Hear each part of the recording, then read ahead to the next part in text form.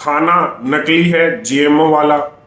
उसके बाद आपकी सुरक्षा के लिए रोबोट आने वाले हैं, वो भी नकली, पुलिस वाले। इसके बाद डिजिटल वर्ल्ड आ रहा है मेटावर्स का, वो भी नकली वर्चुअल वर्ल्ड है। आपके घर में और आपके खेतों में अब मजदूर नहीं रोबोट काम करेंगे, वो भी नकली।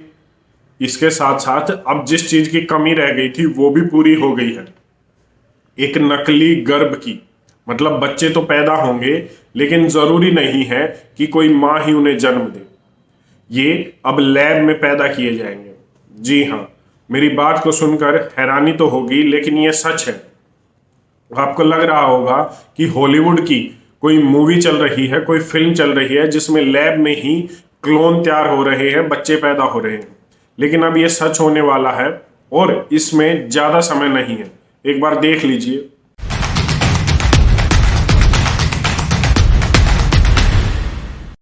खेती के लिए किसान नहीं चाहिए, सुरक्षा के लिए पुलिस वाला नहीं चाहिए, बीमारी के इलाज के लिए डॉक्टर नहीं चाहिए, और अब बच्चे पैदा करने के लिए मां नहीं चाहिए।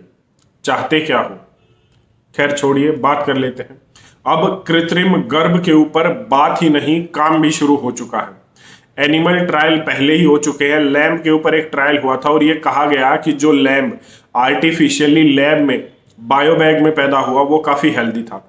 एक तरफ दुनिया के देशों की जो हम ये कहें जन्म दर है, बर्थ रेट है, वो घटती जा रही है और डीपॉपुलेशन का कहीं ना कहीं हम ये देख रहे हैं कि देशों में डीपॉपुलेशन चल रही है।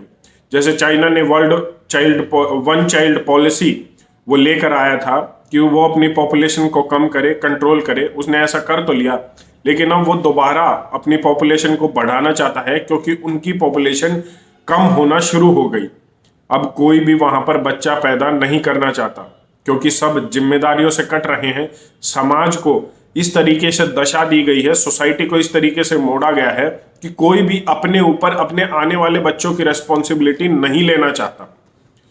चाहे उसको महंगाई कह लीजिए, चाहे उसको जिम्मेदारी कह लीजिए, चाहे उसको बच्चे पालने के लिए जो परेशानियां आने लगी हैं वो कह लीजिए, या फिर एक ऐसा मैं कहूँ एक ऐसा एजेंडा पैदा कर दिया गया है कि बच्चे पैदा करना एक बहुत बड़ी जिम्मेदारी है। मैं ये मानता हूं कि जो औरत बच्चा पैदा करती है उसे 9 महीने बहुत बड़े कष्टों से गुजरना पड़ता है, लेकिन ये जरूरी इसलिए है क्योंकि अगर हम एक सभ्य समाज खड़ा करना चाहते हैं तो ये जरूरी है। अब कृत्रिम गर्भ, आर्टिफिशियल वूम की बात हो रही है और हैरानी की बात यह है कि दुनिया के बड़े बड़े लोग इस पर हामी भर रहे हैं। इलॉन मस्क जैसा व्यक्ति ये कह रहा है कि जो पॉपुलेशन डिक्रीज हो रही है, जो कम होती जा रही है, वो एक चिंता की बात है। हमें मंगल पर, दूसरी बात देख लीजिए, हमें मंगल पर जीवन खोजना होगा और वो मंगल के लिए जो है कोशिशें कर रहा है जीवन बसाने के लिए।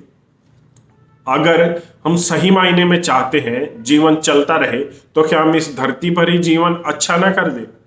तो क्यों वहां जा रहे हैं? जलवायु परिवर्तन है, ये सब चीजें हैं, इस पर मैं लगातार बात करता रहता हूं चैनल पर।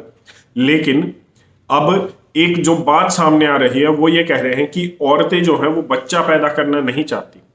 क्यों पैदा करना नहीं चाहती? क्या हालात है और किसने पैदा किए हैं ये हालात कि औरतों को एक बायोलॉजिकल नीड भी होती है। किसी भी औरत की मां बनना एक बायोलॉजिकल नीड होती है, एक इनहेरेंट कैरेक्टर होता है जो ईश्वर ने उसे दिया है, लेकिन अब वो भी खत्म कर दिया जा रहा है धीरे धीरे। जीन मॉडिफिकेशन चल ही रहा है, आपके खाने में जीएमओ फूड है, और अब ये जो मैं कहूँ सबसे बड़ी बात है, जो खतरनाक बात है, वो है आर्टिफिशियल वूम की।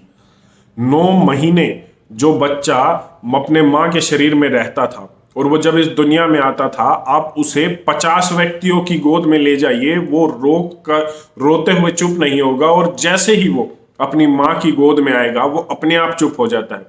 ये जो रिश्ता है जो बच्चा अपनी माँ के साथ रखता है, अपने परिवार के साथ रखता है, अगर वो कृत्रिम गर्भ में, अगर बायो बैग में, अगर लैब में पैदा होगा तो क्या वो भावना रखेगा? मुझे नहीं लगता। इसके साथ साथ क्या वो कैरेक्टरिस्टिक्स, वो जो माँ के पिता के हैं, जो गर्भ में बच्चा सीखता है, क्या वो उसमें आएंगे? हिंदू धर्म में माना जाता है कि 9 महीने जब माँ जिस तरीके का जीवन जीती है, तो उस तरीके के ही जो प्रभाव है जो बच्चे पर आता है। तो अगर आप ऑफिस में काम कर रही है औरत और बच्चा लैब में पैदा हो रहा है, तो क्या दोनों के बीच कोई कनेक्शन होगा?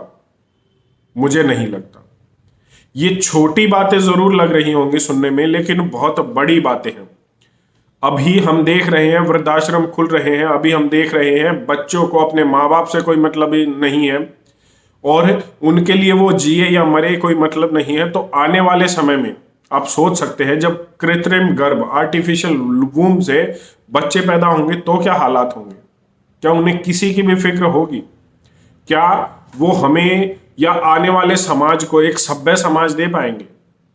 ये सब सवाल हैं जो उठने चाहिए, क्योंकि आर्टिफिशियल वूम एक बहुत खतरनाक चीज है आने वाले समय के लिए। एक्सेप्शंस हर जगह होते हैं, अपवाद हर जगह होते हैं। अगर कोई दंपत्ति है, कपल है, वो जो है संतान का सुख नहीं ले पा रहा, रिप्रोडक्शन नहीं कर पा रहा, तो उस केसेस में लैब का सहारा लिया जा रहा है, जैसे आईवीएफ सेंटर्स भी हैं। लेकिन जब आर्टिफिशियली ही बच्चे पैदा करने शुरू कर दिए जाएंगे तो ये मानवता के लिए एक बहुत बड़ा खतरा होगी, जो मुझे लग रहा है। और शायद आपको भी इस खतरे से जो है अनजान नहीं रहना चाहिए। आपको समझना पड़ेगा कि हमारा जो समाज है उसको किस तरफ लेकर जाया जा रहा है। डिपॉपुलेशन वैसे ही चल रहा है। रशिया जैसा देश ये कह रहा है 14 करोड़ की पॉपुलेशन के साथ वो सस्टेन नहीं कर पा रहा।